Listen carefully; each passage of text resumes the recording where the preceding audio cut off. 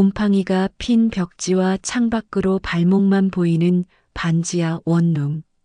정말 이런 곳에서 살라고 한 거냐? 할머니의 목소리가 떨렸습니다. 며느리는 방안을 뒤지며 날카롭게 소리쳤습니다. 어디 숨겨둔 돈 없어요? 다 내놓으세요. 그때 문이 벌컥 열리며 외손녀가 울음을 터뜨리며 달려들었습니다. 할머니를 이렇게 대할 수 있어요? 할머니의 주름진 손이 손녀의 손을 꼭 잡는 순간 두 사람 모두 눈물을 쏟아냈습니다. 오늘은 김말순 할머니의 팔순잔치 날 벌어진 사연 깊은 이야기를 들어보겠습니다.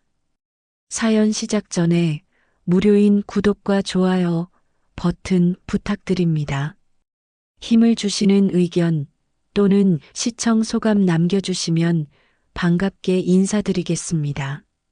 새벽 4시 반 김말순 할머니의 알람 시계가 울립니다. 하지만 알람이 울리기 전부터 이미 눈을 뜨고 있었습니다. 80평생 단 하루도 빠뜨린 적 없는 이 시간, 몸이 저절로 깨어나는 것입니다. 거울 속 주름진 얼굴을 바라보며 작은 미소를 짓습니다. 오늘도 시작이네요. 찬물로 얼굴을 씻고 낡은 손수레를 끌고 나서는 말순, 어둠 속에서도 발걸음이 힘차고 빠릅니다. 노량진 수산시장까지 가는 길, 삐걱거리는 손수레 소리만이 고요한 새벽을 깨우고 있습니다. 하지만 말순의 머릿속은 이미 하루 계획으로 가득합니다. 어떤 생선을 사고 얼마에 팔고 그리고 그 수익을 어디에 투자할지까지 말입니다. 수산시장에 도착하자마자 말순의 눈빛이 달라집니다.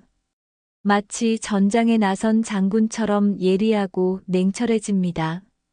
오늘은 고등어가 좋겠네요. 수십 년간 쌓인 경험으로 한눈에 좋은 생선을 골라냅니다. 고등어 눈이 맑고 아가미가 붉은 것, 갈치가 은빛으로 반짝이는 것, 오징어 다리가 탱탱한 것까지 모든 것이 말순의 예리한 눈을 피해갈 수 없습니다.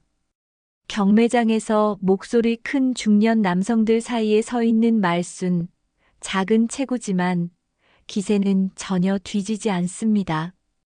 고등어 2박스요. 갈치는 큰 걸로 5마리. 또렷한 목소리로 경매에 참여하는 모습이 범상치 않습니다. 다른 상인들도 말순을 함부로 보지 않습니다.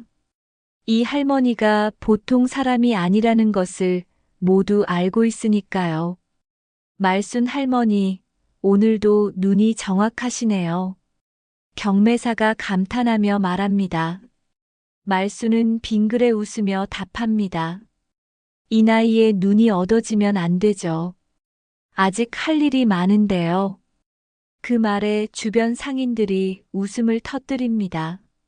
하지만 말순의 눈빛에는 남들이 모르는 깊은 의미가 담겨 있었습니다.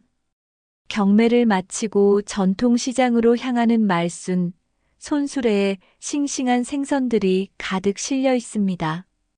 30년 넘게 지켜온 자신의 좌판에 도착하자 벌써 단골 손님들이 기다리고 있습니다. 할머니, 오늘은 뭐가 좋아요? 갈치 있나요? 오늘 갈치는 정말 끝내줍니다. 이런 건 1년에 몇 번 못 봐요. 말순이 갈치를 들어보이자 손님들의 눈이 반짝입니다. 정말로 은빛이 찬란하게 빛나는 최상급 갈치였습니다. 그럼 2마리 주세요. 저도 하나 주세요. 손님들이 줄을 서기 시작합니다. 말순의 손놀림이 빨라집니다. 생선을 포장하고 계산하고 다음 손님을 맞이하는 것까지 모든 것이 물 흐르듯 자연스럽습니다. 하지만 가장 중요한 것은 따로 있었습니다. 매번 거스름 돈을 건네줄 때마다 말순의 머릿속에서는 복잡한 계산이 돌아가고 있었습니다. 할머니, 거스름 돈이요. 아, 맞아요. 여기 있어요. 말순이 건네주는 거스름돈, 하지만 실제로는 조금씩 더 받고 있었습니다. 물론 바가지를 씌우는 것이 아닙니다. 정확한 가격에 정당한 이익을 더한 것뿐입니다. 그리고 그 이익 중 일부는 특별한 곳으로 향할 예정이었습니다. 할머니는 정말 대단해요. 이 나이에도 이렇게 정정하시고, 단골 손님 중 한 명이 감탄하며 말합니다. 아이고, 뭐려. 아직 젊은걸요. 말순이 웃으며 답하지만 그 웃음 뒤에는 남들이 모르는 자신감이 숨어 있습니다. 점심시간이 지나고 손님이 줄어들자 말순은 하루 매출을 정리하기 시작합니다. 현금 다발을 세어보며 만족스러운 표정을 짓습니다. 오늘도 나쁘지 않네요. 하지만 여기서 끝이 아닙니다. 말순에게는 아무도 모르는 특별한 루틴이 있었습니다. 매출액 중 일정 부분을 따로 봉투에 넣는 말순. 그 봉투에는 특별자금이라고 적혀 있습니다. 이 돈이 어디로 가는지는 오직 말순만 알고 있습니다. 30년 전 우연히 만난 한 할머니의 조언이 말순의 인생을 바꿔놓았습니다. 잔돈이라도 모아서 부동산에 넣어보세요.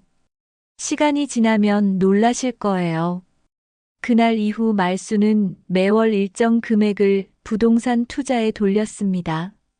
처음에는 작은 상가 지분부터 시작해서 점점 더 큰 건물들의 지분을 조금씩 사들였습니다. 생선장사로 다져진 상술과 눈썰미가 부동산 투자에서도 빛을 발했습니다. 하지만 이 모든 것을 가족들은 전혀 모르고 있었습니다. 오후 늦게 집으로 돌아가는 말순, 며느리가 현관에서 인상을 찌푸리며 기다리고 있습니다. 어머니, 또 그 냄새 풍기고 오시네요. 정말 민망해 죽겠어요. 며느리의 차가운 말에 말순은 아무 말 없이 방으로 들어갑니다. 방문을 닫고 혼자가 된 말순, 옷장 깊숙한 곳에서 낡은 서류 봉투를 꺼냅니다.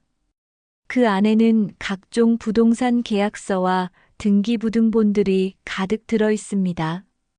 말순은 그 서류들을 하나하나 살펴보며 조용히 웃습니다.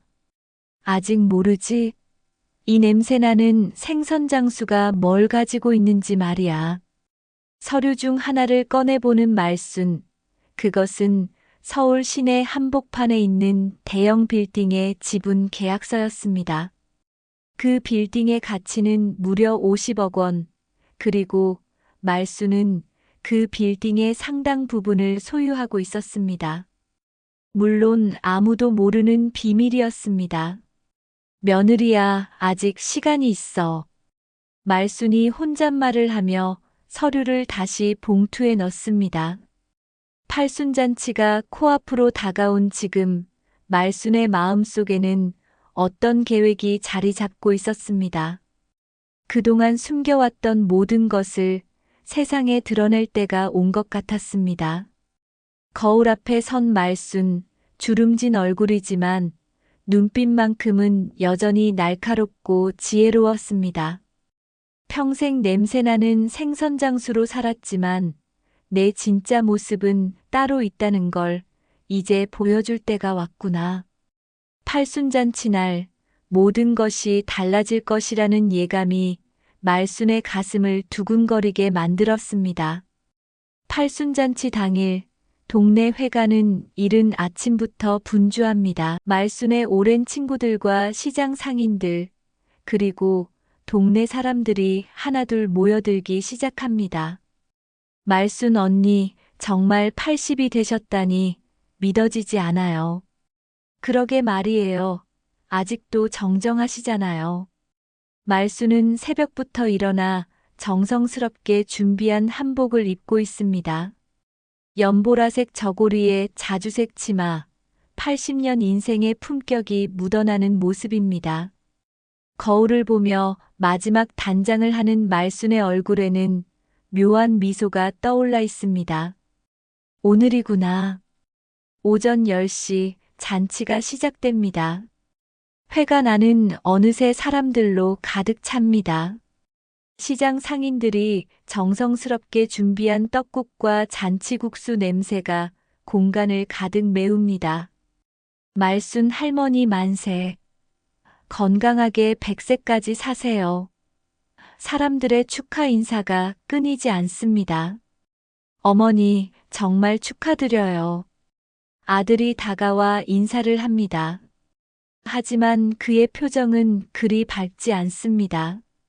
옆에 선 며느리는 아예 인사성 찬사도 없이 핸드폰만 만지작거리고 있습니다.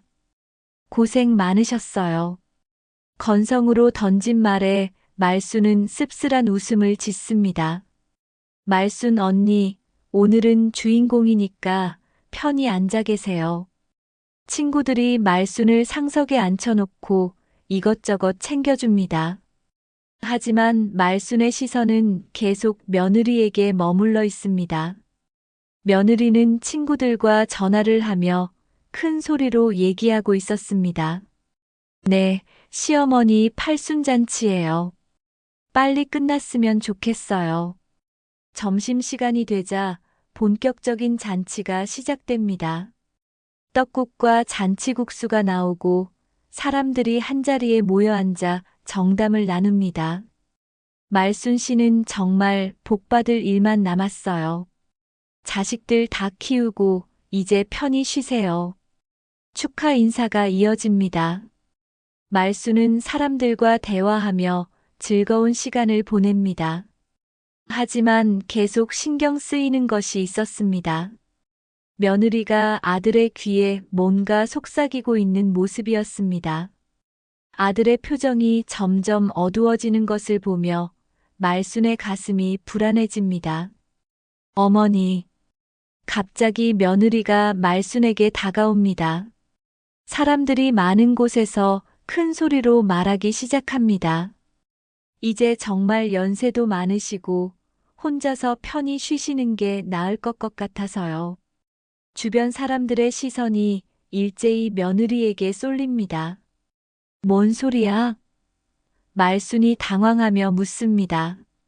며느리는 가방에서 서류를 꺼내며 말합니다. 원룸 계약했어요. 월세 30만 원인데 깔끔하고 좋아요. 거기서 편히 사세요. 순간 회가 나니 조용해집니다. 모든 사람들이 무슨 일인지 몰라 어리둥절해합니다. 잠깐, 이게 무슨 소리예요? 말순의 친구 중 한 명이 끼어듭니다. 팔순잔치 날에 이런 얘기를. 하지만 며느리는 아랑곳하지 않습니다. 어머니 연세도 많으시고 우리도 살기 힘들어요. 이게 다 어머니를 위한 거예요. 아들은 고개를 숙인 채 아무 말도 하지 않습니다. 말순이 아들을 바라보며 물어봅니다. 너도 이 생각이니? 아들은 여전히 고개를 들지 않습니다. 그 모습을 본 말순의 가슴이 찢어질 듯 아픕니다. 어머니, 원룸 보러 가실까요? 정말 깔끔해요. 며느리가 일어서며 말합니다. 주변 사람들이 웅성거리기 시작합니다. 이게 무슨 일이야? 팔순잔치 날에 이런 일이? 분위기가 급격히 차가워집니다. 말순은 천천히 일어납니다. 다리가 후들거리지만 꾹 참고 버팁니다. 그래, 알겠다. 조용한 목소리로 대답하는 말순을 보며 사람들이 더욱 당황합니다. 말순 언니, 이럴 일 아니잖아요. 어떻게 이런 일이? 괜찮아요, 다들. 말순이 손을 들어 사람들을 진정시킵니다. 나도 이제 나이가 들었으니 혼자 사는 것도 나쁘지 않을 것 같아요. 하지만 그 말을 하는 말순의 목소리가 떨리고 있었습니다. 며느리는 서류를 말순 앞에 내밀며 말합니다. 여기 사인만 하시면 돼요. 보증금은 저희가 냈고요. 말순이 서류를 받아드는 순간 주변에서 한숨 소리가 여기저기서 들려옵니다. 어떻게 이럴 수가 있어? 팔순 되신 어른을. 잔치 분위기는 완전히 싸늘해집니다. 떡국도 식어버리고 사람들은 서로 눈치만 보고 있습니다. 말순은 서류를 들여다보며 속으로 생각합니다. 정말 이런 날이 올 줄이야. 어머니, 빨리 결정하세요. 늦으면 다른 사람한테 넘어가요. 며느리가 재촉합니다. 아들은 여전히 고개를 숙이고 있고 말순은 서류를 보며 긴 한숨을 내쉽니다. 친구들이 말순을 둘러싸며 말합니다. 언니, 이러지 마요. 우리가 뭐라도 해줄게요. 하지만 말순은 고개를 젓습니다. 아니에요, 괜찮아요. 어차피 혼자 살 생각도 있었어요. 사실 말순의 마음속에는 다른 생각이 들어 있었습니다. 정말 이 정도였구나. 내가 이렇게 가벼운 존재였나? 80년을 살아오면서 가족을 위해 헌신했지만 결국 이런 대접을 받는다는 것이 서럽고 분했습니다.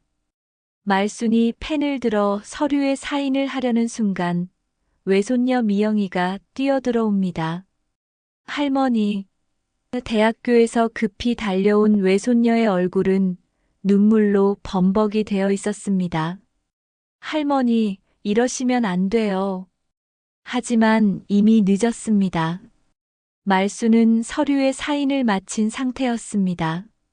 며느리가 만족스러운 표정으로 서류를 가져가며 말합니다. 어머니, 현명한 선택하셨어요. 그 말에 주변 사람들의 표정이 더욱 어두워집니다. 잔치는 이렇게 끝이 났습니다. 사람들이 하나둘 자리를 뜨기 시작하고 말순은 혼자 빈 회관에 남겨집니다. 미영이만이 곁에 남아 말순의 손을 꼭 잡고 있었습니다. 할머니, 저는 할머니 편이에요. 그 말에 말순의 눈에서 눈물이 흘러내립니다. 고마워, 우리 손녀야. 말순이 손녀의 머리를 쓰다듬으며 속으로 다짐합니다. 이제 정말 보여줄 때가 왔구나. 팔순잔치날 받은 상처는 깊었지만 말순의 마음속에는 오히려 새로운 결심이 자라나고 있었습니다. 잔치가 끝난 다음 날 아침 말순은 며느리가 마련해준 지하 원룸에 홀로 앉아 있습니다. 벽지가 곰팡이로 얼룩져 있고 창문으로는 사람들의 발목밖에 보이지 않는 이 좁은 공간이 이제 말순의 새로운 집입니다. 정말 이런 곳에서 살라고 하는구나. 짐이라고 해봐야 별로 없었습니다. 옷가지 몇 벌과 이불, 그리고 가장 중요한 것 하나. 말순은 벽장 깊숙한 곳에 낡은 서류 봉투를 조심스럽게 숨깁니다. 그 안에 들어있는 것들을 아직 아무도 모르고 있었습니다. 아직은 때가 아니야. 오후가 되자 말순은 원룸을 나와 근처를 걸어봅니다.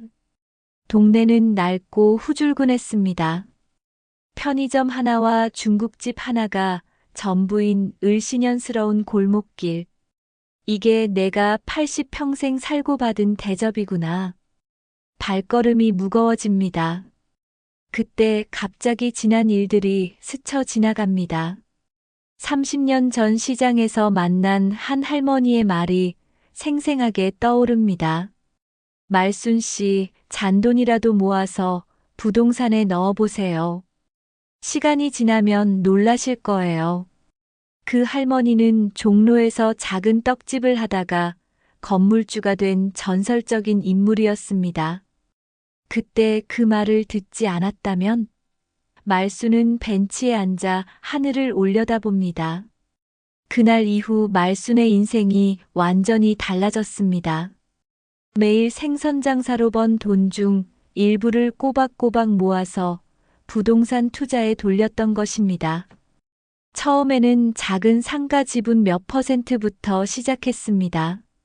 첫 번째 투자는 시장 근처 작은 상가였습니다. 처음엔 월 5만 원씩 모아서 1년에 60만 원, 그렇게 작은 지분을 샀습니다. 처음에는 가족들이 알까봐 조마조마했지만 다행히 아무도 관심을 갖지 않았습니다. 생선 장수가 뭘 안다고 하는 시선들이 오히려 말순에게는 도움이 되었습니다. 두 번째 투자는 더 과감했습니다. 첫 번째 투자로 얻은 수익과 계속 모은 돈을 합쳐서 더 큰 건물에 투자했습니다. 이번에는 강남 근처의 작은 오피스텔이었습니다. 부동산 중개업소 사장이 깜짝 놀랐습니다. 할머니, 정말 현금으로 하시는 거예요? 그럼요. 빚은 안 지는 주의거든요. 말수는 당당하게 대답했습니다. 그때부터 부동산업계에서 말수는 특별한 고객이 되었습니다. 현금 투자자, 그것도 장기 보유를 목적으로 하는 안정적인 투자자였으니까요. 세 번째, 네 번째, 다섯 번째 투자가 이어졌습니다. 말순의 안목은 점점 예리해졌고 수익률도 높아졌습니다. 생선 장사로 단련된 상술과 사람을 보는 눈이 부동산 투자에서도 빛을 발했습니다. 이 동네는 발전할 거야. 저 건물은 임대료가 오를 거야. 말순의 예측은 거의 틀리지 않았습니다. 가장 큰 투자는 3년 전이었습니다. 서울 시내 한복판, 종로구에 있는 대형 상업 빌딩의 지분을 대량으로 매입한 것입니다. 그 빌딩의 가치는 무려 50억 원, 말수는 그중 상당 부분을 소유하게 되었습니다. 물론 이 모든 것을 가족들은 전혀 모르고 있었습니다. 원룸으로 돌아온 말순, 숨겨둔 서류 봉투를 다시 꺼냅니다.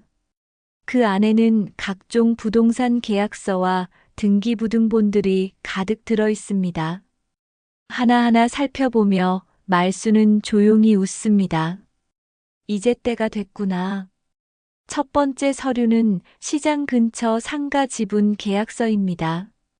이미 가치가 10배로 뛰었습니다. 두 번째는 강남 오피스텔, 이것도 마찬가지입니다. 세 번째, 네 번째, 그리고 마지막 서류까지. 말순이 30년간 모은 부동산 포트폴리오의 총 가치는 상상을 초월하는 수준이었습니다. 며느리야, 아직 늦지 않았어. 말순이 혼잣말을 하며 서류를 정리합니다. 특히 가장 중요한 서류, 종로 빌딩의 등기부등본을 들여다보며 미소를 짓습니다.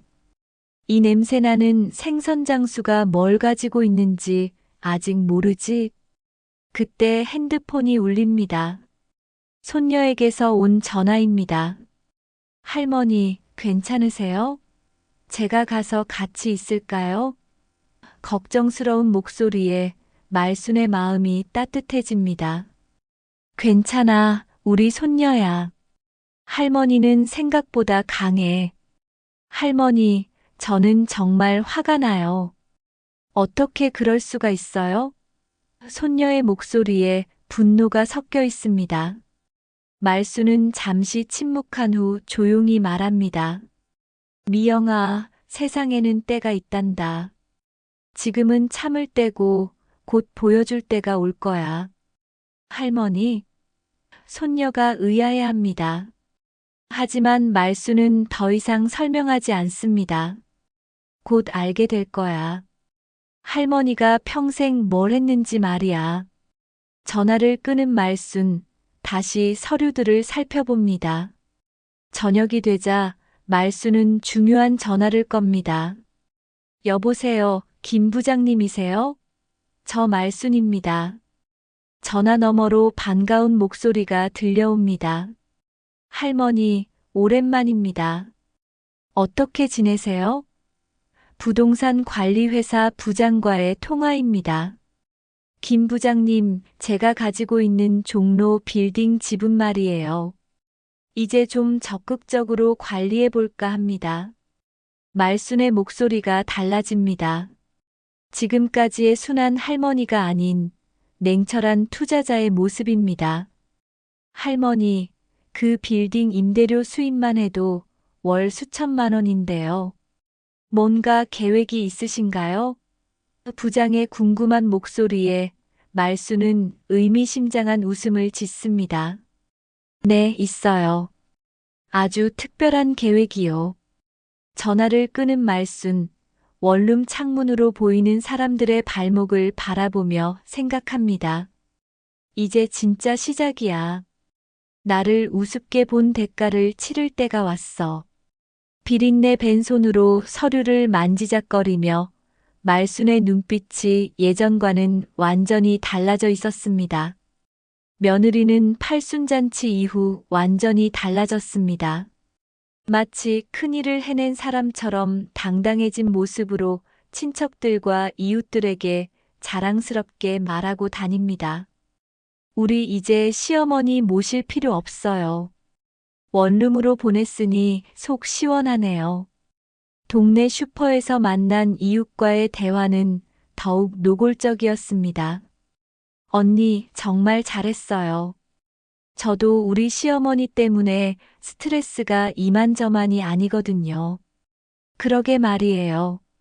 나이 드신 분들은 냄새도 나고 지저분하잖아요. 특히 우리 시어머니는 생선 냄새까지 나니까 정말 견딜 수 없었어요. 며느리의 친구들도 한마디씩 거들었습니다. 와, 대단하다. 나는 아직도 시어머니 눈치 보며 사는데. 맞아. 요즘 시대에 시어머니 모시고 사는 게 어디 있어? 원룸 해주신 것도 잘한 거야. 이런 말들을 들을 때마다 며느리는 더욱 우쭐해졌습니다. 아들은 복잡한 심정이었습니다. 회사에서 동료들이 어머니 안부를 물어볼 때마다 애매하게 얼버무렸습니다. 어머니요? 네, 건강하게 지내세요. 하지만 속으로는 찜찜한 마음을 감출 수 없었습니다. 정말 이게 맞나? 그런데 며느리는 여기서 멈추지 않았습니다. 어느 날 저녁 아들에게 새로운 제안을 합니다. 여보, 어머니 적금 통장 확인해 봐야 하지 않을까? 평생 장사하셨는데 돈이 얼마나 있는지도 모르잖아. 아들이 당황하며 대답합니다. 그걸 왜 우리가? 당연하지. 우리가 어머니 모시고 살 때는 생활비도 안 주시더니 이제라도 정산은 해야 하지 않을까? 며느리의 논리는 점점 더 대담해졌습니다. 어차피 나중에는 다 우리 몫이 될 건데 미리 알아보는 게 좋을 것 같아. 이웃들과의 수다에서도 이런 이야기가 나옵니다. 우리 시어머니 평생 생선 장사 하셨는데 돈을 어디에 숨겨뒀는지 모르겠어요. 아, 그럴 수도 있겠네. 나이 드신 분들은 은행보다 집에 현금으로 보관하는 경우가 많다던데. 맞아요. 한번 확인해 봐야겠어요.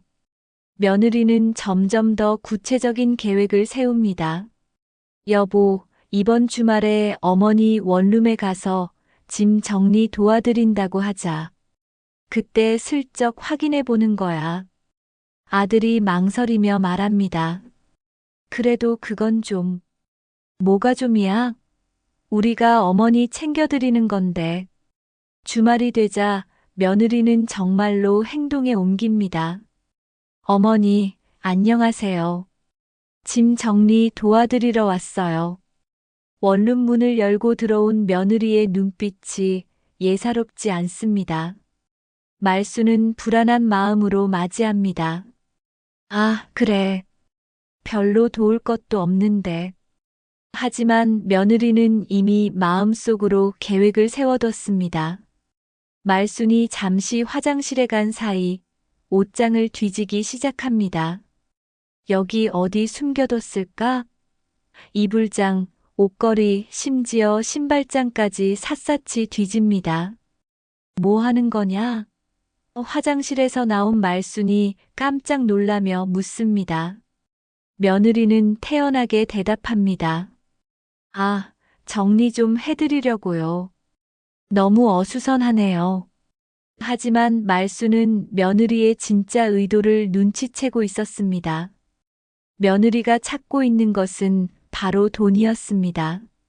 통장이든 현금이든 말순이 평생 모은 돈이 어디에 있는지 알고 싶어 했습니다. 어머니, 혹시 적금 통장 같은 거 어디에 보관하세요? 안전하게 은행 금고에 맡기시는 게 좋을 텐데. 없어. 그런 거. 말순이 짧게 대답합니다. 하지만 며느리는 포기하지 않습니다. 설마요, 평생 장사하셨는데 적금 하나 없으시겠어요? 계속해서 캐묻는 며느리를 보며 말순의 마음이 더욱 상합니다. 그때 아들도 망설이며 끼어듭니다. 엄마, 정말 혹시라도 뭐 숨겨둔 돈 같은 거 있으면 말씀해 주세요. 우리가 관리해 드릴게요. 아들마저 이런 말을 하자 말순의 가슴이 철렁 내려앉습니다. 며느리는 더욱 노골적으로 나옵니다. 어머니, 이 나이에 혼자 돈 관리하시기 힘드시잖아요. 우리가 대신 해드릴게요. 통장이든 뭐든 다 맡기세요. 하지만 말순은 고개를 젓습니다. 정말 없다니까. 실망한 며느리 하지만 포기하지 않고 계속 뒤집니다. 방 곳곳을 뒤지고 심지어 침대 밑까지 들여다봅니다. 하지만 찾는 것은 없었습니다. 말순이 진짜 중요한 서류들은 아무도 찾을 수 없는 곳에 숨겨뒀으니까요. 정말 이상하네. 평생 장사하신 분이 돈이 하나도 없다니. 며느리가 중얼거립니다. 그때 말순이 조용히 말합니다. 평생 너희 뒷바라지 하느라 다 썼잖아. 이제 남은 게 뭐가 있겠어. 그 말에 며느리가 코웃음을 칩니다. 그래도 뭔가 있을 텐데. 나중에 또 와서 확인해 봐야겠어요. 협박조의 말에 말순이 움찔합니다. 하지만 동시에 마음속으로는 다른 생각을 하고 있었습니다. 아직 때가 아니야. 조금만 더 기다려. 며느리와 아들이 돌아간 후 말순은 혼자 원룸에 앉아 있습니다. 뒤져진 방을 정리하며 깊은 한숨을 내쉽니다. 이 정도일 줄은 몰랐어. 서랍장 깊숙한 곳에 숨겨둔 서류 봉투가 무사한지 확인해 봅니다. 다행히 발견되지 않았습니다. 며느리야, 너무 성급하구나. 말순이 혼잣말을 하며 창밖을 바라봅니다. 아직 내가 뭘 가지고 있는지 모르면서 이렇게 설치니. 비린내 밴 손을 바라보며 말순은 결심을 굳힙니다. 이제 정말 보여줄 때가 됐어. 그날 밤 말순은 중요한 전화를 걸었습니다. 부동산 관리 회사에 연락해서 자신의 자산 현황을 점검해달라고 요청했습니다. 모든 서류를 새로 정리해 주세요. 곧 필요할 것 같아요. 냉정하고 확고한 목소리였습니다. 며느리의 의심은 날이 갈수록 커져만 갔습니다. 원룸에서 아무것도 찾지 못한 후 이번에는 다른 방법을 동원하기 시작했습니다. 여보, 어머니 은행 거래 내역 한번 확인해 봐야겠어요. 뭔가 숨기는 게 있는 것 같아요. 아들이 난색을 표합니다. 그건 좀 과하지 않을까? 어머니 개인 정보인데. 하지만 며느리는 물러서지 않았습니다. 과해요? 우리가 어머니 모시고 살 때 생활비 한 푼도 안 주시더니 이제 와서 개인 정보가 뭐예요? 며느리는 시장 상인들에게까지 접근했습니다. 안녕하세요. 시어머니 친구분이시죠? 혹시 우리 시어머니가 돈을 어디에 맡겨두셨는지 아세요? 하지만 상인들은 고개를 젓습니다. 말순 씨 그런 얘기 한 적 없는데요. 이상하네요. 평생 장사하신 분이 돈이 하나도 없다는 게 말이 되나요? 며느리가 의심스러운 눈빛으로 묻자 상인들도 고개를 갸웃거립니다. 그러게 말이에요.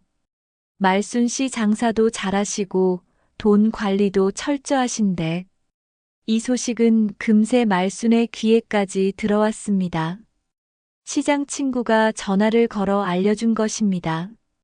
말순 언니, 며느리가 시장에 와서 이상한 질문을 하고 다니던데 말순은 씁쓸한 웃음을 지었습니다. 그래, 뭘 물어보던가. 언니 돈이 어디 있는지 묻더라고. 정말 어이가 없더라. 친구의 말에 말순의 분노가 치밀어 오릅니다. 이제 아예 대놓고 하는구나. 하지만 여전히 참고 있었습니다. 때가 되지 않았다고 생각했으니까요. 며느리의 다음 행동은 더욱 가관이었습니다. 말순의 원룸에 불시에 찾아와서 또다시 뒤지기 시작한 것입니다. 어머니, 청소하러 왔어요. 하지만 청소는 핑계일 뿐이었습니다. 이번에는 더욱 치밀하게 구석구석을 뒤졌습니다. 여기는 뭐예요? 며느리가 작은 상자를 발견하고 열어봅니다. 안에는 낡은 사진들과 편지들이 들어 있었습니다. 별거 아니야. 추억거리들이지. 말순이 서둘러 가져가려 하자 며느리가 막습니다. 잠깐, 이것도 확인해 볼게요. 며느리는 사진 하나하나, 편지 하나하나까지 뒤적거립니다. 혹시 통장 비밀번호나 부동산 관련 서류가 숨어 있을까 봐서입니다. 하지만 역시 아무것도 나오지 않습니다. 말순이 정말 중요한 것들은 완전히 다른 곳에 숨겨뒀으니까요. 정말 이상해요. 이렇게 깨끗할 리가 없는데. 며느리가 투덜거리며 계속 뒤집니다. 심지어 냉장고 뒤, 화장실 물탱크 위까지 뒤져봅니다. 말순은 이런 모습을 보며 마음이 점점 더 차가워집니다. 그때 외손녀 미영이가 원룸으로 찾아왔습니다. 며느리가 방을 뒤지는 모습을 본 미영이의 얼굴이 일그러집니다. 외숙모, 뭐 하는 거예요? 며느리는 태연하게 대답합니다. 할머니 청소 도와드리는 거야. 청소요? 이게 청소예요? 미영의 목소리가 높아집니다. 방은 완전히 난장판이 되어 있었습니다. 할머니, 괜찮으세요? 미영이 말순에게 다가가자 말순의 눈에 눈물이 맺힙니다. 며느리가 외손녀를 째려보며 말합니다. 너는 어른 일에 끼어들지 마. 대학생이 뭘 안다고. 하지만 외손녀는 물러서지 않습니다. 할머니를 이렇게 괴롭히는 게 어른 일이에요? 괴롭히기는 무슨. 우리가 할머니 챙겨드리는 거야. 며느리의 뻔뻔한 대답에 외손녀가 더욱 분개합니다. 이게 챙겨드리는 거라고요? 할머니 방을 이렇게 뒤지는 게요? 이때 아들도 원룸에 도착했습니다. 난장판이 된 방을 보고는 당황합니다. 여보, 이게 뭐야? 며느리는 여전히 태연합니다. 어머니 물건 정리해드리고 있어요. 하지만 아들의 표정이 좋지 않습니다. 엄마, 괜찮으세요? 아들이 말순에게 묻자 말순은 고개만 끄덕입니다. 말을 하면 눈물이 쏟아질 것 같았으니까요. 미영이가 할머니를 꼭 안으며 말합니다. 할머니, 저는 할머니 편이에요. 절대 포기하지 마세요. 며느리가 미영이를 보며 비아냥거립니다. 참, 학비는 누가 대주는지도 모르면서 건방지긴. 그 말에 미영이의 얼굴이 빨갛게 달아오릅니다. 그게 할머니를 이렇게 대해도 되는 이유가 돼요? 이유? 우리가 할머니 모시고 사는 동안 해준 게 뭐 있어요? 생활비 한 푼도 안 주시고, 냄새나는 생선만 갖다 주시고, 며느리의 말이 점점 더 독해집니다. 이제라도 숨겨놓은 돈이 있으면 내놓으셔야죠. 말순이 드디어 입을 엽니다. 정말 없다고 했잖아. 하지만 목소리가 떨리고 있었습니다. 며느리는 그 모습을 보며 더욱 의심합니다. 없을 리가 없어요. 평생 구두쇠처럼 사셨는데. 구두쇠라고? 말순의 목소리가 조금 커집니다. 내가 언제 구두쇠였다고 그래? 며느리가 코웃음을 칩니다. 그럼 뭐예요? 우리 생활비도 안 주시고, 손자 용돈도 안 주시고, 그 돈으로 너희들 결혼식 해주고, 집 얻어주고, 아이들 교육비 댄 거 잊었어? 말순의 목소리에 분노가 섞이기 시작합니다. 하지만 며느리는 아랑곳하지 않습니다. 그건 당연한 거죠. 우리가 어머니 모셔드렸는데요. 며느리의 뻔뻔한 대답에 외손녀가 끼어듭니다. 외숙모 너무해요. 할머니가 평생 얼마나 희생하셨는데요. 아들도 이제야 불편한 기색을 보입니다. 여보, 이제 그만하자. 너무 심한 것 같아. 하지만 며느리는 화를 냅니다. 심해요? 당신은 맨날 어머니 편만 들고. 우리가 얼마나 고생했는데요. 말순은 이 모든 상황을 지켜보며 마음속으로 다짐합니다. 이제 정말 끝이야. 더 이상 참을 수 없어. 비린내 밴 손을 꽉 쥐며 말순의 눈빛이 변화하기 시작했습니다. 그날 밤 며느리와 아들이 돌아간 후 말순은 미영이와 둘만 남게 됩니다. 할머니, 정말 괜찮으세요? 미영이의 걱정스러운 목소리에 말순이 대답합니다. 괜찮아, 우리 손녀야. 할머니는 생각보다 강해. 할머니, 저도 뭔가 도와드릴 수 있는 일이 없을까요? 외손녀의 진심 어린 말에 말순의 마음이 움직입니다. 곧 있을 거야. 할머니가 진짜 어떤 사람인지 보여줄 때가 말이야. 그날 밤 말순은 잠을 이루지 못했습니다. 며느리가 뒤져놓은 방을 정리하면서 마음속에서 무언가가 끓어오르는 것을 느꼈습니다. 이제 정말 한계야. 벽장 깊숙한 곳에서 서류 봉투를 꺼내 펼쳐놓습니다. 종로 작은 빌딩 등기부등본, 강남 오피스텔 계약서, 시장 근처 상가 지분 증서까지 30년간 차곡차곡 모은 부동산 포트폴리오가 말순 앞에 펼쳐집니다. 평생 냄새나는 생선장수라고 무시하더니 이제 진짜 모습을 보여줄 때가 됐구나. 새벽 5시 말순은 평소보다 일찍 일어나 중요한 전화를 걸었습니다. 여보세요, 김 부장님이신가요? 저 김말순입니다. 부동산 관리회사 부장의 목소리가 들려옵니다. 아, 할머니. 어떻게 지내세요? 김 부장님, 제가 가지고 있는 모든 부동산 자산 현황을 정리해 주세요. 그리고 오늘 중으로 공식 문서로 만들어 주시고요. 말순의 목소리가 달라졌습니다. 더 이상 순한 할머니가 아닌 냉철한 투자자의 모습입니다. 할머니, 혹시 무슨 일이 있으신가요? 갑자기 자산 정리를? 부장의 궁금한 질문에 말순은 의미심장하게 웃습니다. 곧 필요할 것 같아서 말이에요. 아주 중요한 일에 말입니다. 오전 10시 말순은 미영이에게 전화를 걸었습니다. 미영아, 오늘 오후에 할머니 만날 시간 있어? 네, 할머니. 언제든 괜찮아요. 어디서 만날까요? 시청 앞 카페로 와. 할머니가 중요한 얘기가 있어. 오후 2시 시청 앞 카페에서 말순과 미영이가 마주 앉았습니다. 말순은 가방에서 두꺼운 서류 뭉치를 꺼내 테이블 위에 놓습니다. 미영아, 이거 한번 봐. 할머니, 이게 뭐예요?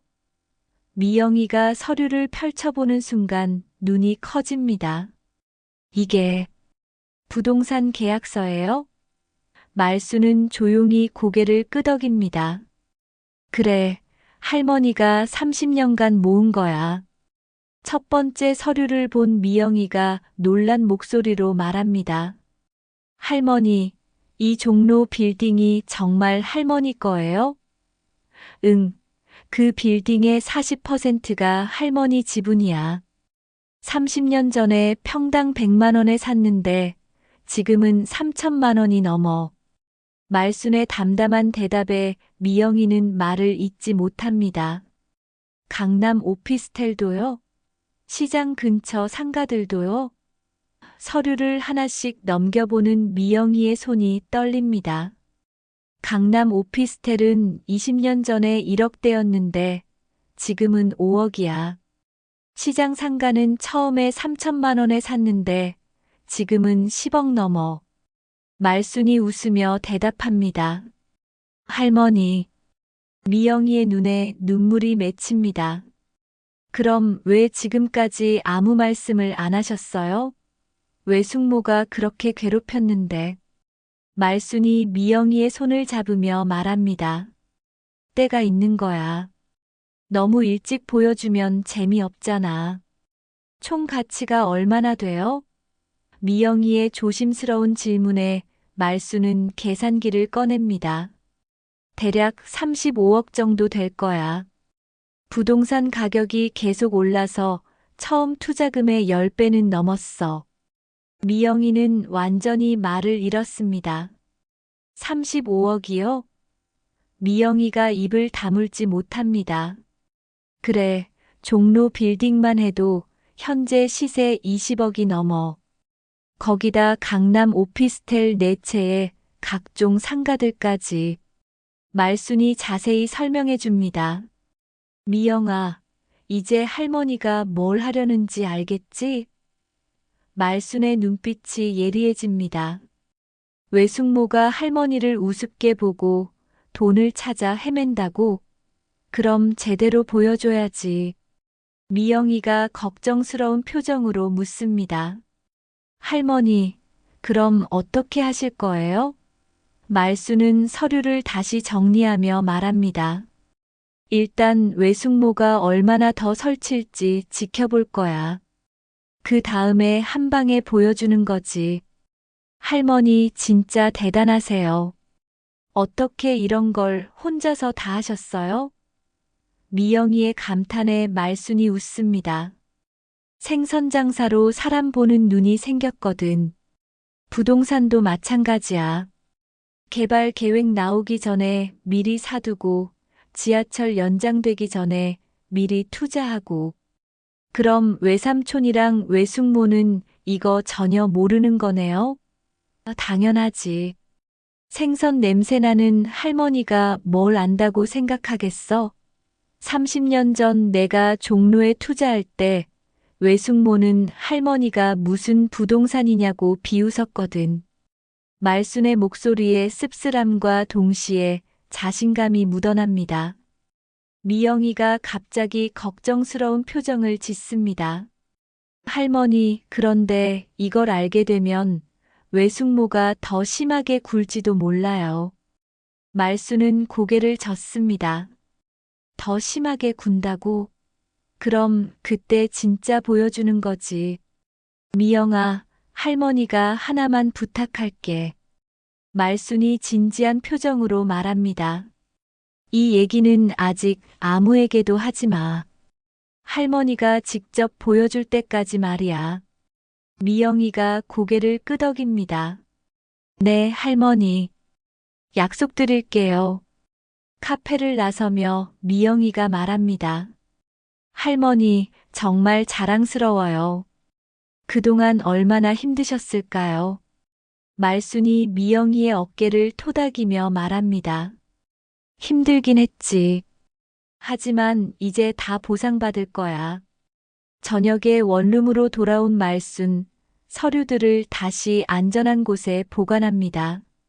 그리고 거울 앞에 서서 자신을 바라봅니다. 김말순, 이제 진짜 시작이야. 평생 참았던 걸 다 보여줄 때가 왔어. 그때 핸드폰이 울립니다. 부동산 관리 회사에서 온 전화입니다. 할머니, 자산 현황서 정리 완료됐습니다. 35억 넘는 자산이시네요. 정말 대단하십니다. 말순의 입가에 미소가 번집니다. 그래, 내일 오전 10시에 가져와. 전화를 끄는 말순, 창밖을 바라보며 중얼거립니다. 며느리야, 아직 끝나지 않았어. 진짜는 이제부터야.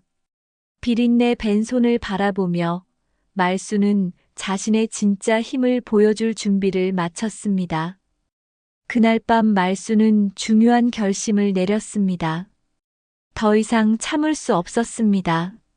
며느리의 끝없는 의심과 모독, 그리고 아들의 침묵까지.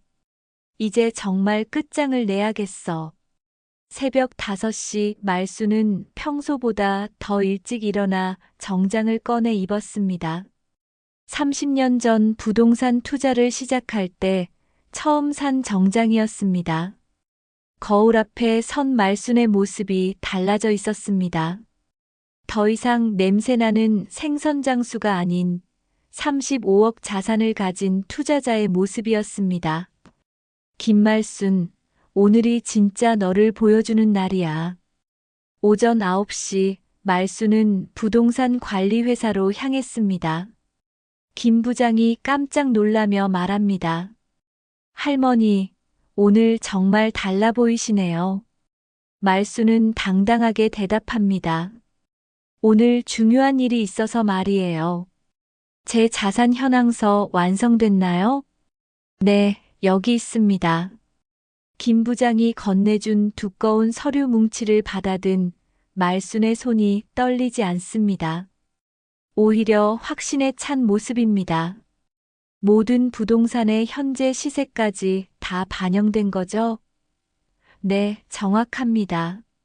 총 자산 가치가 35억 원 정도 됩니다. 말순은 서류를 꼼꼼히 살펴봅니다. 종로 작은 빌딩 지분 40%, 현재 가치 20억 원. 강남 오피스텔 4채, 가치 12억 원. 시장 근처 상가들, 가치 3억 원. 완벽하네요. 30년 동안 한 푼씩 모은 결과가 이거군요. 할머니, 정말 대단하십니다. 생선장사 수익을 이렇게 꾸준히 투자하신 분은 처음 봐요. 특히 종로 빌딩은 정말 탁월한 선택이었어요. 김 부장의 감탄에 말순이 웃습니다. 평생을 계획적으로 살았거든요. 매월 50만 원씩은 꼬박꼬박 부동산에 넣었어요. 오후 2시 말순은 며느리에게 전화를 걸었습니다. 며느리야, 오늘 오후 4시에 우리 집, 아니 너희 집으로 갈게. 중요한 얘기가 있어. 며느리가 의아해하며 답합니다. 갑자기 왜요? 또 뭔 일이에요? 곧 알게 될 거야. 아들도 집에 있게 해. 말순의 목소리가 평소와 달랐습니다. 더 이상 약한 할머니의 목소리가 아닌 단호하고 확고한 목소리였습니다. 며느리는 뭔가 이상함을 느꼈지만 정확히 무엇인지 알 수 없었습니다. 오후 4시 말순이 집 문을 두드렸습니다. 며느리가 문을 열어주며 말합니다. 어머니, 무슨 일로? 하지만 말을 멈췄습니다. 말순의 모습이 평소와 완전히 달랐으니까요. 정장을 입고 가방을 든 모습이 마치 사업가 같았습니다. 거실에는 아들과 며느리가 앉아 있었습니다. 말수는 천천히 소파에 앉으며 가방을 테이블 위에 놓습니다. 이제 얘기해보자. 침묵이 흐르는 가운데 말순이 입을 엽니다. 그동안 내가 뭘 했는지 궁금했지? 며느리가 비아냥거리며 말합니다. 뭘 하긴요. 생선 장사 하셨잖아요. 그리고 우리 돈 찾으려고 헤매셨고요. 말수는 웃으며 고개를 젓습니다. 생선 장사만 했을 거라고 생각했구나. 그럼 뭘 하셨다는 거예요? 아들이 조심스럽게 묻습니다. 말수는 가방에서 서류 뭉치를 꺼내 테이블 위에 놓습니다. 이걸 봐. 두꺼운 서류 뭉치를 보며 며느리와 아들이 당황합니다. 첫 번째 서류를 펼쳐 보이는 말순. 종로구에 있는 작은 빌딩 알지? 그 빌딩의 40%가 내 거야. 순간 거실이 조용해집니다. 뭐라고요? 며느리의 목소리가 떨립니다. 30년 동안 매월 50만 원씩 모아서 산 거야. 현재 시세로 20억 원어치야. 말순의 담담한 말에 아들이 눈을 크게 뜹니다. 엄마, 그게 무슨... 믿기지 않지? 그럼 이것도 봐. 두 번째 서류를 펼쳐 보입니다. 강남 오피스텔 4채. 현재 가치 12억 원. 며느리가 서류를 빼앗듯 가져가 살펴봅니다. 정말로 말순의 이름이 적혀 있었습니다. 이게 정말이에요? 목소리가 완전히 달라져 있었습니다. 시장 근처 상가들도 내 거고 이것저것 합치면 총 35억 원 정도 돼. 말순이 계속해서 서류들을 펼쳐 보입니다. 며느리와 아들은 완전히 말을 잃었습니다. 30년 동안 이런 걸. 아들이 겨우 말을 꺼냅니다. 말수는 차분하게 대답합니다. 그래, 너희가 어려서부터 한 달에 50만 원씩은 꼬박꼬박 모아서 부동산에 투자했어. 생선장사 수익이 좋을 땐 더 많이 넣기도 했고. 며느리의 얼굴이 새파랗게 변합니다.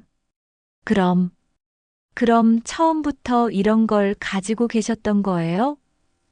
며느리의 목소리가 떨립니다. 응. 그런데 너희는 나를 냄새나는 생선장수로만 봤지. 말순의 목소리에 차가운 분노가 섞여 있었습니다. 아들이 급히 말합니다. 엄마, 그럼 왜 진작 말씀을 안 하셨어요? 말순이 아들을 똑바로 바라봅니다. 말했으면 어땠을까? 너희가 나를 돈으로만 봤을 텐데. 지금처럼 말이야. 그 말에 아들이 고개를 숙입니다. 며느리가 갑자기 태도를 바꿔 말합니다. 어머니, 제가 잘못했어요. 그동안 정말 죄송했어요. 하지만 말수는 차갑게 대답합니다. 이제 와서 사과해도 늦었어. 이미 너희 본성은 다 봤거든. 엄마, 다시 집으로 오세요. 제가 잘못했어요. 아들이 애원하듯 말하지만 말수는 고개를 젓습니다. 아니야, 이미 끝났어. 원룸에서 잘 살고 있으니까 걱정하지 마. 며느리가 다급하게 말합니다. 그럼 이 재산은 어떻게 하실 거예요? 말순의 입가에 비린내 밴 미소가 번집니다. 그건 내가 정할 일이야. 누구를 진짜로 아끼는지에 따라서 말이지. 어머니, 저희가 정말 잘못했어요. 다시 한 번만 기회를 주세요. 며느리가 울먹이며 매달립니다. 하지만 말순의 표정은 차갑기만 합니다. 기회? 너는 나를 원룸으로 내쫓으면서 뭐라고 했지? 이제 편히 사시라고 했잖아. 아들도 무릎을 꿇으며 말합니다. 엄마, 정말 죄송해요. 제가 너무 바보였어요. 말수는 아들을 바라보며 한숨을 내쉽니다. 너는 그래도 내 아들이니까 이해해. 하지만 며느리, 너는 다르다. 며느리가 떨리는 목소리로 묻습니다. 그럼 정말 저희한테는 아무것도 안 주실 거예요? 말순이 서류들을 다시 가방에 넣으며 일어납니다. 이미 너희에게 줄 건 다 줬어. 집도 얻어줬고, 결혼식도 해줬고, 아이들 교육비도 됐잖아. 거실에 무거운 침묵이 흐릅니다. 30년간 숨겨온 비밀이 드러난 순간 모든 관계가 뒤바뀐 것입니다. 말수는 서류들을 다시 가방에 넣으며 일어납니다. 이제 알겠지? 냄새나는 생선 장수가 누구보다 똑똑했다는 걸 말이야. 문을 나서며 말순이 마지막으로 말합니다. 미영이만 내 편이었어. 그 아이만 할머니를 진짜로 생각해줬거든. 그 말을 남기고 말수는 집을 나섰습니다. 뒤에서는 며느리와 아들의 후회스러운 목소리가 들려왔지만 말수는 돌아보지 않았습니다. 말순이 집을 나선 지 일주일이 지났습니다. 그 사이 소문은 동네 전체에 퍼졌습니다. 말순 씨가 35억 부자래요. 생선 장사하시면서 그런 돈을 모으셨다니 정말 대단해요. 시장 상인들과 동네 사람들이 수군거리기 시작했습니다. 며느리는 그 일주일 동안 잠을 제대로 못 잤습니다. 친구들과 만나도 예전처럼 자랑할 수가 없었습니다. 우리 시어머니를 원룸으로 보냈다던 말이 이제는 35억 부자를 내쫓았다는 소리가 되어버렸으니까요. 어떻게 이런 일이 생길 수가 있어? 며느리는 매일 후회하며 지냈습니다. 아들 역시 회사에서 동료들의 시선을 피하고 다녔습니다. 소문이 직장까지 퍼진 것입니다. 어머니가 부자셨는데 원룸으로 모셨다면서요? 동료들의 곱지 않은 시선을 받으며 아들은 하루하루가 괴로웠습니다. 내가 정말 바보였구나. 한편 말수는 원룸에서 조용히 지내고 있었습니다. 하지만 예전과는 다른 점이 있었습니다. 더 이상 생선 장사를 나가지 않았습니다. 이제 그럴 필요가 없으니까. 대신 부동산 관리에 더 신경을 쓰기 시작했습니다. 어느 날 오후 미영이가 원룸으로 찾아왔습니다. 할머니, 요즘 어떻게 지내세요? 말수는 미영이를 반갑게 맞이합니다. 우리 미영이가 왔네. 할머니는 잘 지내고 있어. 할머니, 삼촌이랑 외숙모가 계속 연락해요. 할머니께 용서를 빌고 싶다고 하는데 미영이가 조심스럽게 말을 꺼냅니다. 말수는 차를 우리며 대답합니다. 그럴 줄 알았어. 하지만 이미 늦었지. 정말 용서 안 해주실 거예요? 미영이의 걱정스러운 목소리에 말순이 미소를 짓습니다. 용서는 해줄 수도 있어. 하지만 관계가 예전 같을 수는 없겠지. 이미 서로의 본 마음을 다 봤으니까. 그때 문 밖에서 소리가 들렸습니다. 아들과 며느리가 함께 온 것입니다. 어머니, 계세요? 조심스러운 목소리로 아들이 말합니다. 말수는 문을 열어주며 둘을 맞이합니다. 들어와. 거실에 앉은 아들과 며느리 둘 다 초라한 모습이었습니다. 며느리가 먼저 입을 엽니다. 어머니, 정말 죄송해요. 제가 너무 무례했어요. 눈물까지 흘리며 사과하는 며느리를 보며 말수는 복잡한 심정입니다. 엄마, 저도 정말 잘못했어요. 어머니를 제대로 챙기지 못해서. 아들도 고개를 숙이며 말합니다. 말수는 잠시 침묵한 후 입을 엽니다. 너희가 뭘 잘못했는지 알기나 해? 네, 알아요. 어머니를 돈으로만 봤어요. 그리고 존중하지 않았고요. 며느리가 떨리는 목소리로 대답합니다. 말수는 고개를 끄덕입니다. 그래, 맞아. 너희는 나를 냄새나는 생선장수로만 봤지. 어머니, 다시 기회를 주세요. 저희가 달라질게요. 아들이 간절하게 말합니다. 말수는 창밖을 바라보며 생각에 잠깁니다. 기회라. 내가 너희에게 몇 번의 기회를 줬는지 아니? 미영이가 끼어듭니다. 할머니, 한 번만 더 기회를 주세요. 가족인데요. 미영이의 말에 말순의 마음이 조금 움직입니다. 미영아, 너는 처음부터 할머니 편이었으니까 내가 하는 말이면 들어볼게. 며느리가 급히 말합니다. 어머니, 정말로 반성하고 있어요. 앞으로는 절대 그런 일 없을 거예요. 하지만 말순의 표정은 여전히 차갑습니다. 말은 쉽지. 행동으로 보여줘야 믿을 수 있어. 그럼 어떻게 하면 될까요? 아들이 묻자 말순이 대답합니다.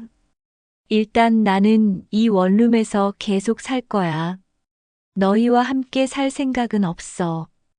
그 말에 며느리와 아들의 얼굴이 어두워집니다. 대신에 서로 예의는 지키자. 나를 무시하거나 함부로 대하지 말고. 말순이 조건을 제시합니다. 그리고 내 재산에 대해서는 절대 입 밖에 내지 마. 그건 순전히 내 몫이야. 며느리가 고개를 끄덕입니다. 네, 알겠어요. 정말 죄송했어요. 아들도 마찬가지로 고개를 숙입니다. 엄마, 앞으로는 정말 잘할게요. 말수는 미영이를 바라보며 말합니다. 미영아, 너는 할머니가 가장 아끼는 손녀야.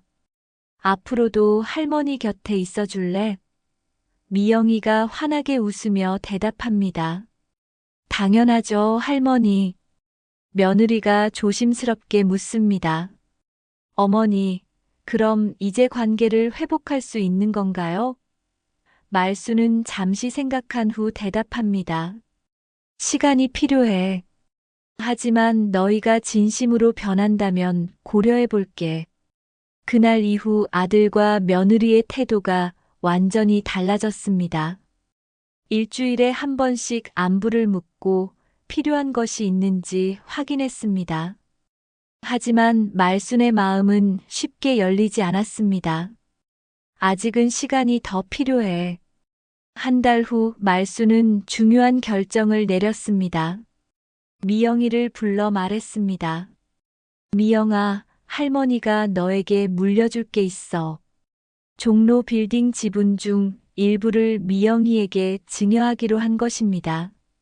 할머니, 이런 건 받을 수 없어요.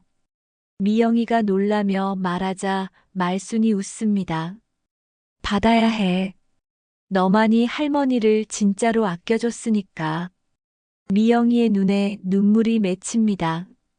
아들과 며느리에게는 따로 말했습니다. 너희에게도 줄 몫이 있어. 하지만 조건이 있지. 말수는 상가 하나의 지분을 그들에게 주기로 했습니다. 이걸로 충분히 여유롭게 살 수 있을 거야. 어머니.